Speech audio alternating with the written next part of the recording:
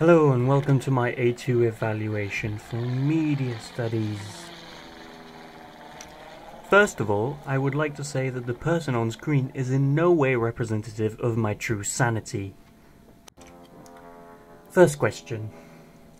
In what ways does your media product use, develop, or challenge forms and conventions of real media products?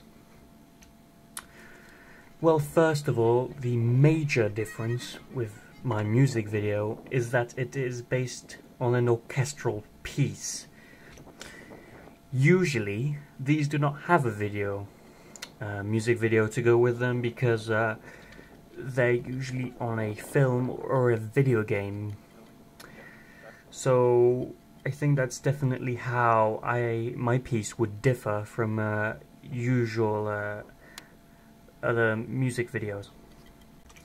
Now this of course brings about a lot of differences, such as a more abstract video, as there are no lyrics for which to guide yourself from, and I think it also follows some conventions, such as a lot of recent music videos, or even before, always or frequently seem to have a kind of battle of the sexes going on. So is my video, with the female character competing with the male character. And I think what that did is put a bit more suspense into the video. When I talked to people afterwards, they were definitely rooting for the main female character, especially ladies. And I think that made them want to see how the video ended, who won. And lots of people asked me, well, who won? And I was like, well, no one.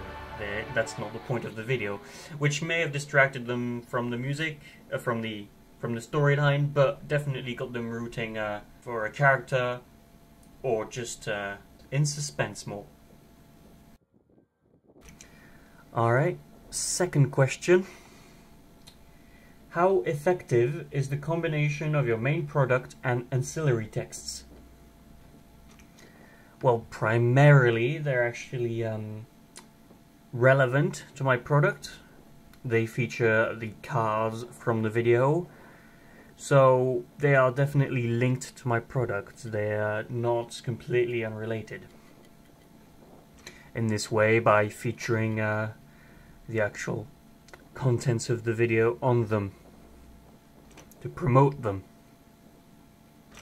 Also, I've kept the abstract look of them that is present in my video, and also the color schemes of there being spot coloring, just like in the video where the mini is red in a black and white background. I have made, for example, the back of the DVD cover with only the color remaining on the headlights of the cars.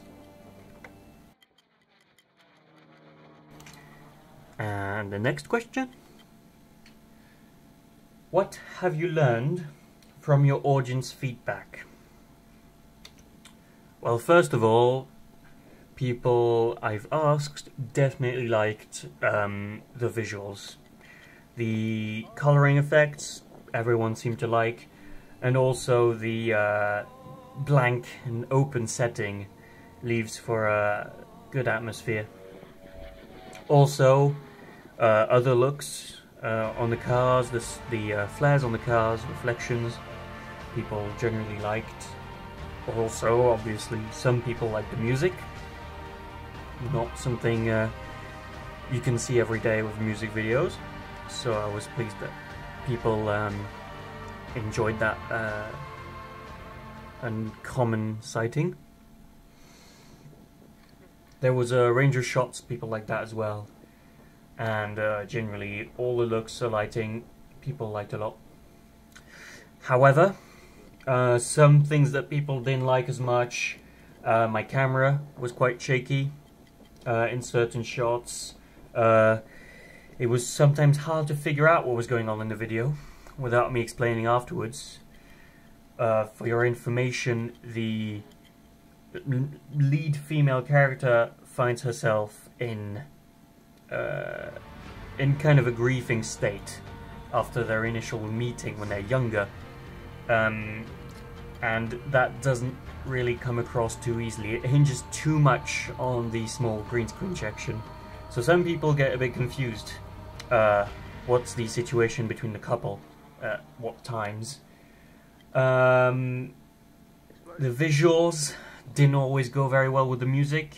It was very orchestral music, and something very hard to hold the standards up to.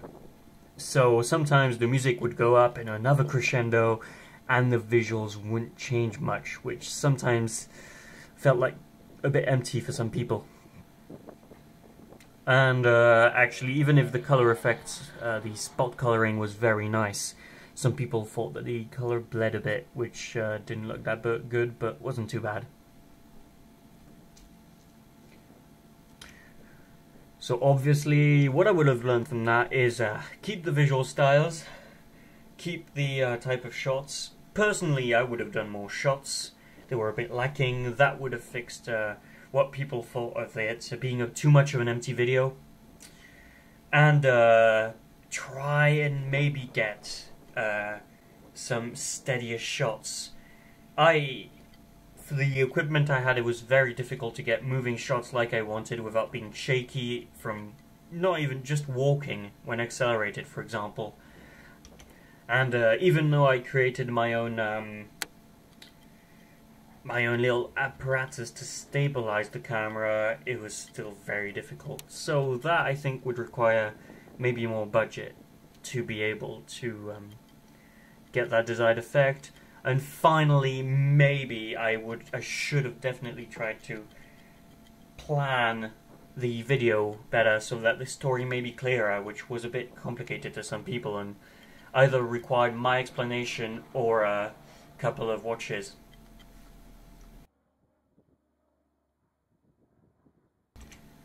And now for the final question. How did you use your media technologies in the construction and research, planning and evaluation stages? Well, research. To be honest, all I can think of is the internet. YouTube. That was the greatest help to research these kind of things. Music videos are just abundant on there.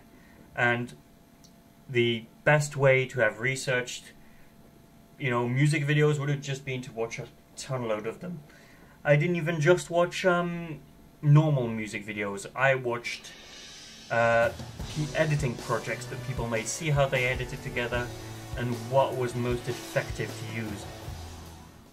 So in terms of technology for research, it would have just definitely been the internet, YouTube and other sites that people use to put their editing projects on. Also, I mustn't forget that all the research which I made was put onto my blog, which helped me to have a look back later and basically kept an up-to-date, let's say, tally of all my research.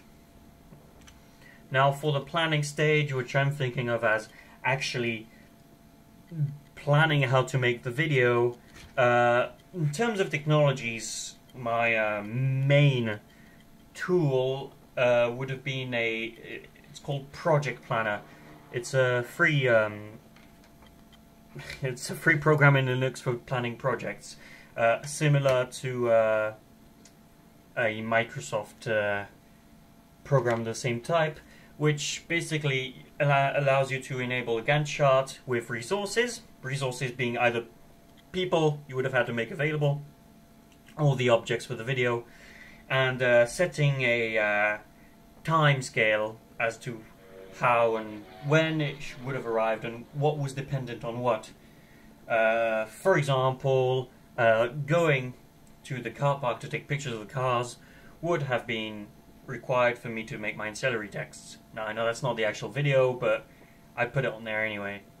I'd put the whole project on there, from the initial me researching to making this evaluation is on that chart. And finally, the evaluation. Well, I'm doing it right now. Obviously, I'm recording it on computer, but mainly what I needed to have to use technologies, if you want to say it like that, was definitely to get my audience feedback. I mean, of course, I found myself with people having seen my video and they thought it was nice, bits of that, but obviously I couldn't remember, to be honest. So, to get my audience feedback, it was simply instant messaging on multiple providers. So, MSN, Steam, anyone on there. Some were friends, of course, which may have been biased, but some people I just met on the internet, which I don't actually know, give me their opinion, what was wrong, what was fine for them. So, in terms of technology for the evaluation, it was about that. That and my computer, of course, to make this video. Oh lord, he's lost his ball. Oh no, he's just lost it completely. Alright then, that will be the end of my evaluation. Hope you enjoyed it, hope it was informative, and I hope that the person on screen wasn't too disturbing, and that you still have all of your nails left to bite on in the future. Goodbye, and go watch the video again. Yeah, do that. Thank you for watching. Aha! A couple of extra seconds of video, didn't expect them, did you? During which I would like to express my thanks, especially to Ray from Endstone Aerodrome for letting me film on the premises, and to Lotus F1 Team, or at least that's what they're called right now. Thank you very much for letting me borrow your cars.